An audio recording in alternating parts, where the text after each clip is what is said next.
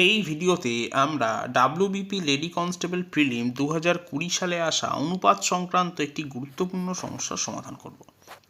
এখানে প্রশ্নটি হলো, একটি ব্যাগে থাকা 50 পয়সা, 25 পয়সা ও 10 পয়সার মুদ্রার সংখ্যার অনুপাত দেওয়া আছে 5:8:3 এবং মোট টাকার পরিমাণ আছে 144। 50 পয়সার মুদ্রা কতগুলো আছে তা নির্ণয় করতে বলা হয়েছে। প্রথমেই আমরা মুদ্রার সংখ্যার যে অনুপাত সেখান থেকে মুদ্রার মূল্যের অনুপাত বার করব। অবশ্যই মূল্যটা আমরা টাকায় নির্ণয় করব, কারণ টোটাল টাকার পরিমাণ 144 এখানে দেওয়া আছে। আমরা জানি যে দুটো 50 পয়সায় হয় 1 টাকা। এখন যেহেতু 5/50 পয়সা আছে, তাহলে 5/50 পয়সায় যে পরিমাণ টাকা হবে তা হলো 5/2 এত ভাগ। সিমিলারলি 4টে 25 পয়সায় হয় 1 টাকা, তাহলে 8/25 পয়সায় হবে 8/4 এত টাকা।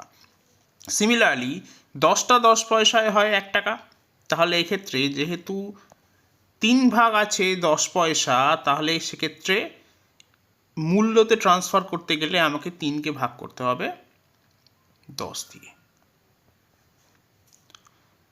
এরপর আমরা 4 দিয়ে কাটছি, 8কে 2 পাচ্ছি, এবং এই যে নিচে 2টা আছে হরে এবং এই যে 10 আছে এদের লসাগু হলো 10। তাহলে 10 দিয়ে অনুপাতের প্রত্যেকটা পদকে গুণ করছি, তাহলে আমি পাচ্ছি এখানে 25:20:3। তাহলে মূল্যের অনুপাত বেরিয়ে গেল। তাহলে 50 পয়সার মূল্যের পরিমাণ হবে 144 ইন্টু 25/25, 20 আর 3 যোগ করলে আসবে 48।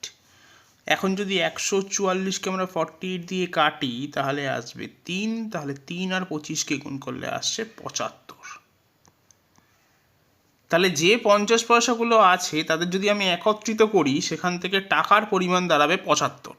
তাহলে ক্লিয়ারলি 50 পয়সার মুদ্রার সংখ্যা হবে 75 ইন্টু 2, তার মানে 150। তাহলে সঠিক উত্তর হবে অপশন এ 150।